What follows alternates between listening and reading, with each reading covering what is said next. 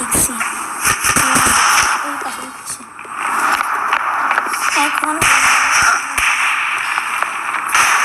ও ভাই ভাই ভাই ভাই ভাই মারো মারো মারো মারো। ওই যে ওখানে খুনি আছে। আরে মারে রে ভাই না রে, মার মার মার, চন্ডি মার চন্ডি মার, পালিয়ে গেল।